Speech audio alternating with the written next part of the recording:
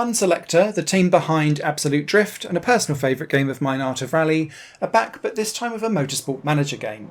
The game's called Golden Lap. It comes out this year in 2024 and a demo has just gone live on Steam, which I've been spending the last 90 minutes playing. That's come out just ahead of Steam Next Fest, where it'll be available for everyone to play for the week. This game is a heavily streamlined and minimalistically designed Motorsport Manager game.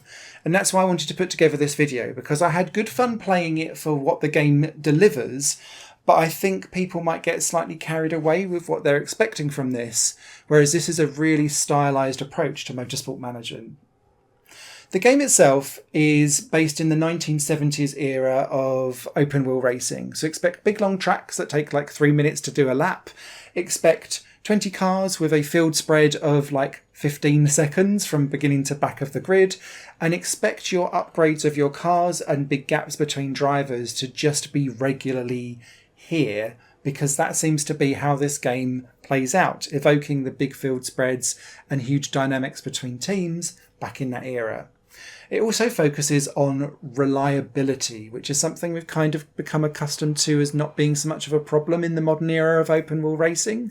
Back then, it was dangerous and cars were fragile. The game starts with you picking from one of 10 teams and then being given a budget to pick 2 drivers, a chief engineer and a chief mechanic. The beauty behind this is that you are almost playing like a fantasy league style game, because all of these different characters will have their own individual stats for, say, speed and focus for a driver, but they'll also come with their own character traits. So some might be more crash prone, some might not get on with their teammate or their engineer and cause fractions there. Some might be more personable and boost up the engineer's ceiling of what they can do, and some might be more careful with their machinery, so therefore the wear rate of their parts will go down slower. This all plays into effect because at the end of picking out all your team and sorting out your car, each of your cars that you develop for that year will have a base stat for handling, for engine power and for aerodynamics. And this essentially ranks you on the grid. Between races, all you'll be doing for F1 team management, or open wheel team management in this game, is upgrading those 3 attributes of your car and trying to increase the repair rate of those 3 parts too. Because it might be that your driver has crashed and therefore it needs a replacement part, which means you'll be spending your sponsorship money on doing that rather than upgrading your car. Outside of that, there is no team management except for picking who you want to have next year, I would imagine, but that's outside of the demo. You then move into the race weekend, which is formed of a qualifying session and a race session. Qualifying is all around knowledge points, and you'll be delighted to know that there isn't a specific, like, put the needle in the right part of the graph minigame that you get from an F1 Manager game, for example, but there is still a minigame here at heart. As you send out each of your drivers for a qualifying lap, you will have knowledge points built up, and then you will play a ballpark click RNG game of how many of those knowledge points you want to spend to get incremental tuning upgrades for your handling, your engine power, and your aerodynamics. Each track will obviously favour a different element of your car, so it will be wise to spend it on the ones that are appropriate for that race. But you'll also have, like, this upgrade will be between 0 and 3 points or 0 and 5, and potentially give you more of a gain of time, but it's more of a risk versus reward. And so sometimes things will go in your favour and you'll be able to tune up and gain 6 seconds of lap time. Other times you might get it not land in your favour and you'll only get a 3-second upgrade. And then you'll send them out for another quali lap, and you'll do that across the session with the aim of being last ones over the line with the most knowledgeable car setup to get the best out of your lap time.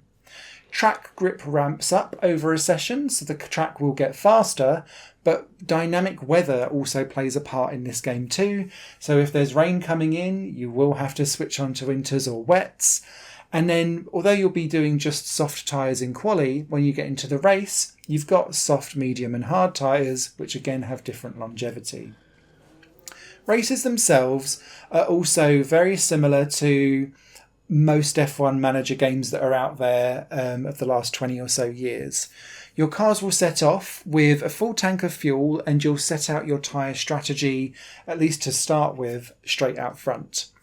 Each of your drivers has the ability to drive at a standard pace, or conserve both fuel and tyres, or spend fuel or tyres, and each has its own toggle for you to play with.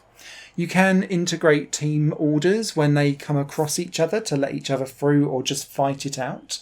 But outside of that, you'll be watching how you can eke out the fuel that you've got and push at the right places, but also pay attention to, again, that track grip up and also any dynamic weather that gets really nicely called out with the beautiful way how the art is displayed on this game.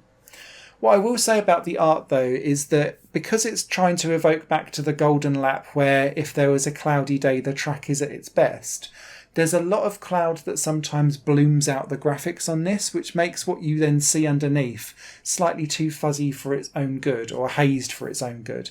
And I can see that being potentially an option that you might have to tone down for accessibility reasons, maybe.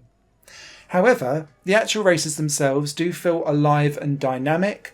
The big field spread does sometimes mean that, 12th place is 4 laps down, which feels a bit strange when you're not used to going back to the 70s for quite a while. But outside of that, crashes took place, mechanical failures took place. We had yellow flags where you could potentially go in and do a quick, cheap pit stop. You had to think on your feet and be dynamic, and that was really what impressed me most with Golden Lap. It didn't feel stale or boring or processional, which some of the earlier, more recent F1 manager games certainly did. What I will say, though, is that the philosophy of removing all of that team management so that it's just this is a double-edged sword, and that's why I wanted to make this video going in. If you're expecting Grand Prix World or Grand Prix Manager 1 or 2 levels of diving in and let's order the parts and try and do some research and all of that kind of stuff, you're not going to get it here. For those types of games, I'd probably recommend obviously Motorsport Manager, Open Wheel Manager 2, that's currently in early access, is doing great things there too. Golden Lap isn't that, it doesn't want to be that, and it's very clearly not going to deliver that. This is around a quick fire, streamlined management experience where you don't have to spend an hour doing a session to get through to the end of a weekend like you do in the F1 manager games. But it is closer to that game in terms of this is a race strategy manager more than a team manager game, if that makes sense. But yeah, I still had good fun. It's staying on my wish list. I'll be absolutely picking it up on day one. And there'll be more of this game on the channel when it releases. But yeah, go and take a look at the demo. It's out now and see how you find it.